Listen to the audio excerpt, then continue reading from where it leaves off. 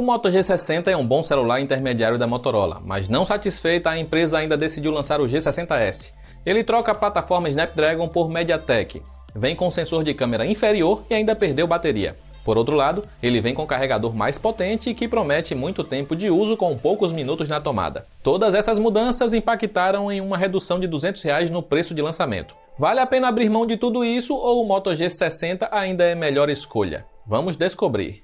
O Moto G60S é muito parecido com o G60. Ambos possuem mesma altura e largura, porém o novo modelo é mais fino por ter bateria menor. De frente eles são idênticos, mas na traseira você notará que há uma câmera a mais, que fica localizada logo abaixo do flash em LED. A paleta de cores também mudou. O tom azul do G60S é mais escuro, enquanto a sua outra opção de cor é verde, diferente do G60 que veio em tom de dourado. A pintura tem efeito metálico e há pequenas linhas que percorrem o corpo do aparelho. O leitor biométrico segue na traseira no logo da empresa e funciona tão bem quanto no outro modelo. É um celular grande com acabamento todo em plástico liso, o que o torna escorregadio. Pelo menos a Motorola manda uma capinha na caixa para ajudar a proteger contra quedas.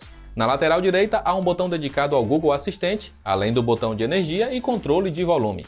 Do lado esquerdo há apenas uma gaveta híbrida. No topo fica a entrada para fone de ouvido e na parte inferior a entrada USB-C, alto-falante e microfone. O G60S é compatível com redes Wi-Fi 5 GHz, Bluetooth 5.0 e NFC. É bom ver que nesse ponto a Motorola não removeu nada presente no modelo lançado anteriormente. O mesmo aconteceu com a tela, o que é bom e ruim ao mesmo tempo. É um painel IPS de 6,8 polegadas com resolução Full HD Plus com taxa de 120 Hz. O problema é que ele tem o brilho mediano do G60, o que é decepcionante para a categoria do aparelho. Usar o G60S em lugares abertos pode ser um desafio, mas a tela apresenta bom contraste e cores vibrantes, o que garante uma boa experiência com filmes em locais fechados. Há suporte HDR compatível com o YouTube e a calibração de cores não foge muito do ideal, como acontece com modelos mais baratos da marca. Este é mais um intermediário da Motorola que carece de som estéreo. Ele possui apenas uma saída de som e com isso fica limitado a áudio mono. A potência sonora é boa, assim como a qualidade do som entregue.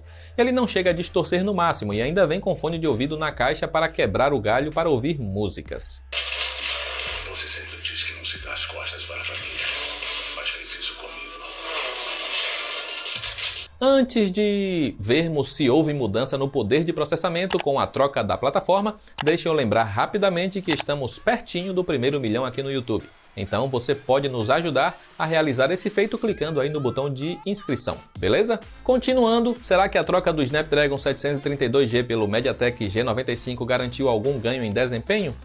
Não em nosso teste de velocidade focado no multitarefas. O G60S foi um pouco mais lento na abertura de aplicativos e jogos, mas ainda foi capaz de segurar tudo aberto nos seus 6 GB de RAM, por mais que apresente um pouco de lentidão ao alternar entre aplicativos. Em benchmarks também não há uma grande diferença entre os dois e no caso do Antutu tivemos pontuação um pouco maior no G60S, mas ainda abaixo do Redmi Note 10S que traz o mesmo hardware da MediaTek. A grande vantagem fica para os jogos. A GPU mais potente garantiu fôlego extra para tirar proveito da tela de 120 Hz. No COD Mobile foi possível jogar com ótima fluidez na qualidade gráfica muito alta com tudo ativado. No PUBG tivemos bom desempenho no modo HDR com molduras no Ultra e Anti-Aliasing ativado. Outros jogos como Mortal Kombat e Asphalt 9 também rodam sem engasgos com alta taxa de FPS. A Motorola promete 2 dias de autonomia de bateria com 5.000 mAh do Moto G60S, mas não foi bem isso que vimos em nosso teste padronizado. Ele ficou bem abaixo do G60 por ter 1.000 mAh a menos,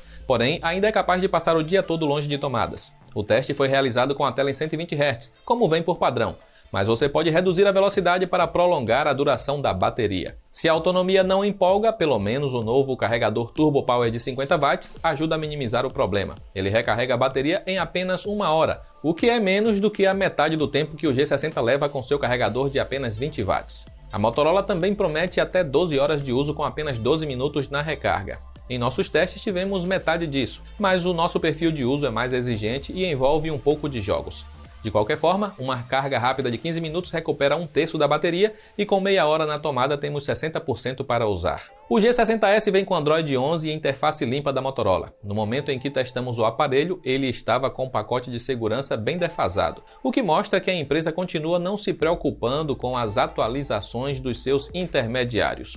Ela vem garantindo apenas uma grande atualização do Android e isso também deve se aplicar ao Moto G60S. O aplicativo Moto está presente e reúne toda a parte de customização para dar uma leve retocada na interface da Motorola. É nesse aplicativo que também encontramos os famosos atalhos da linha Moto G para ativar rapidamente a lanterna ou acessar de forma mais prática a câmera. A interface flui bem e tira proveito da tela de 120 Hz com animações ágeis e sem engasgos. É bom ver que a Motorola está caprichando mais na otimização do software dos seus recentes lançamentos. Chegamos ao ponto onde o G60S mais se diferencia do G60, as câmeras. A principal de 108 megapixels foi trocada por uma de 64 megapixels. A ultra-wide e de desfoque são as mesmas, porém ganhamos uma dedicada para macros. Na parte frontal temos uma câmera de selfies com metade da resolução.